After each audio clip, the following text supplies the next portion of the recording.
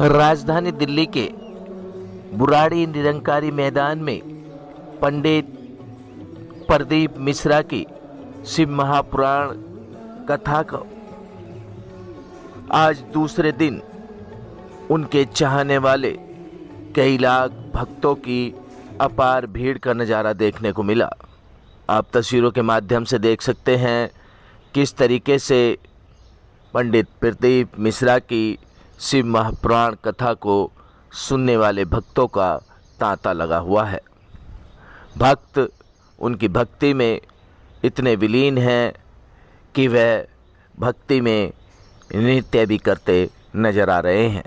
आप तस्वीरों के माध्यम से देख सकते हैं किस तरीके से पंडित प्रदीप मिश्रा की शिव महापुराण कथा को सुनने वाले भक्त भक्ति में लीन हो रहे हैं।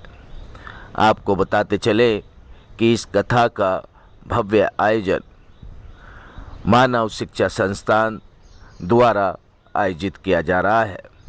यह कथा 21 मई से 27 मई तक चलने वाली है। इस कथा को सुनने के लिए प्रदीप मिश्रा के भक्तगण पूरे देश से आते हैं। आप अंदाज़ा लगा सकते हैं कि उनके चाहने वाले भक्तों की इस अपार भीड़ का नज़ारा देखकर आप समय देख सकते हैं कि किस तरीके से पंडित प्रदीप मिश्रा के भक्तगण दूर दराज से चलकर आते हैं और उनकी कथा का आनंद लेते हैं। इस कथा के करने वाले आयोजकों का क्या कुछ जागरूकता संदेश रहा, देखें हमारी इस खास रिपोर्ट में।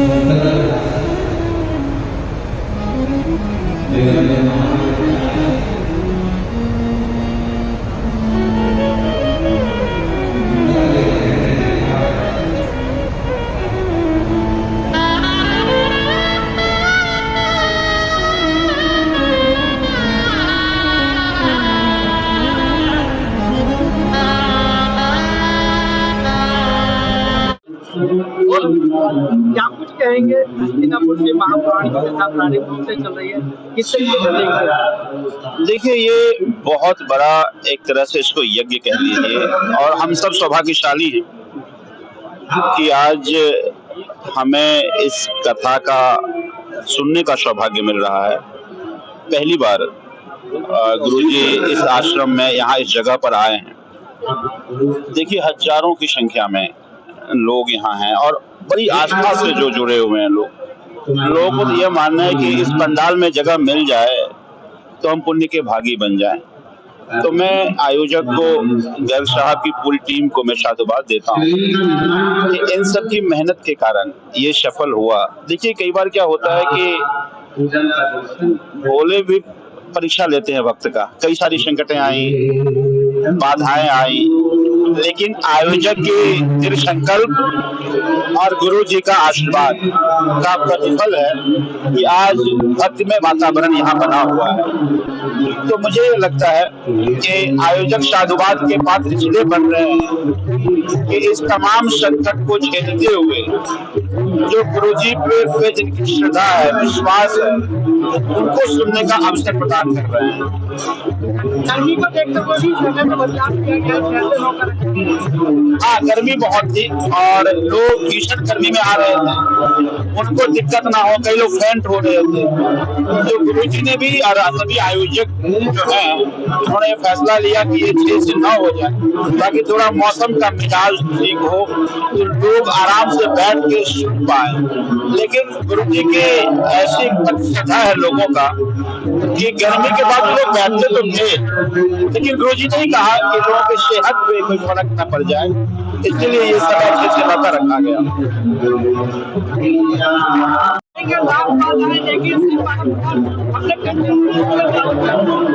तूफान आया था,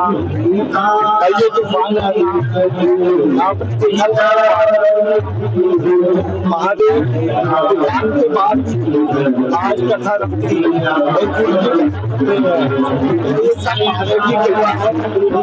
पुलिस प्रशासन, ट्रैफिक प्रशासन, हमारे सेवक इस कथा में भरपूर कार्य कर रहे हैं, भरपूर समर्थन है। एक कथा भव्य रूप से हो रही है।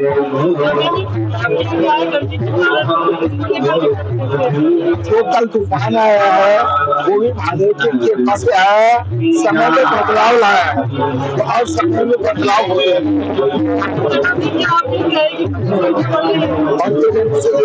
सिर्फ वो जहाँ बैठे हैं वो वहीं बैठे रहे, व्यवस्था बनाए और धीरे धीरे आए, धीरे धीरे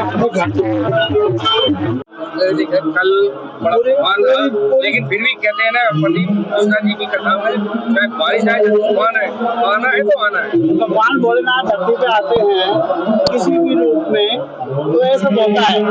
तो दिल्ली में किसी कोई नुकसान हुआ नहीं, तो भगवान स्वयं भोलेनाथ कथा में विराजमान है।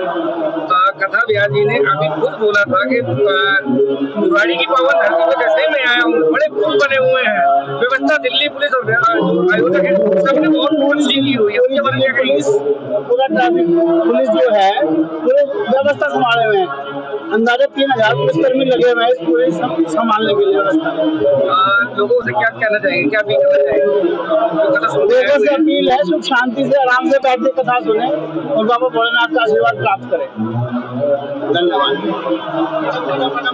जिस तरह से बुराड़ी में प्रदीप मिश्रा जी के मुखार से शिव पुराण का आयोजन किया जा रहा है, क्या कहेंगे इस कथा स्थल के?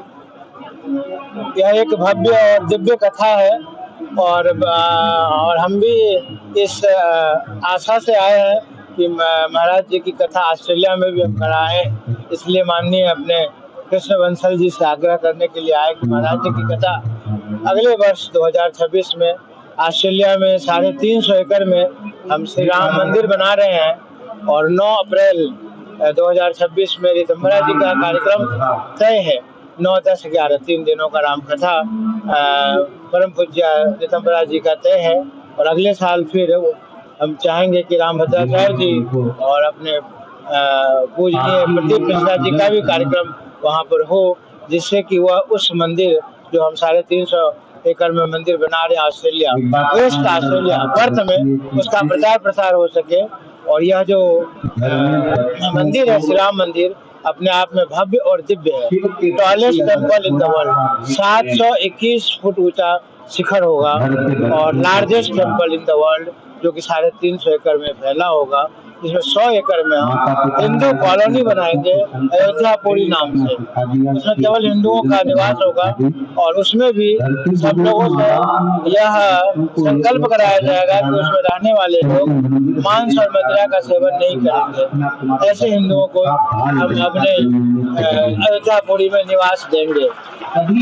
और 50 एकड़ में हम सनातन हिंदू यूनिवर्सिटी बनाएंगे।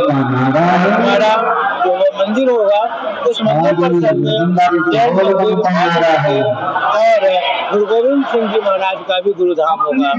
उस मंदिर के चारों ओर 25 एकड़ में श्री राम वाटिका बना होगा, जिसमें भारत के सभी महापुरुषों की मूर्तियां लगेंगी, जैसे महाराणा प्रताप, शिवाजी महाराज और वाल्मीकि जी, संत रविदास और तुलसीदास जी महाराज, सूरदास, सारे हमने 66 संतों और महापुरुषों को सेलेक्ट किया।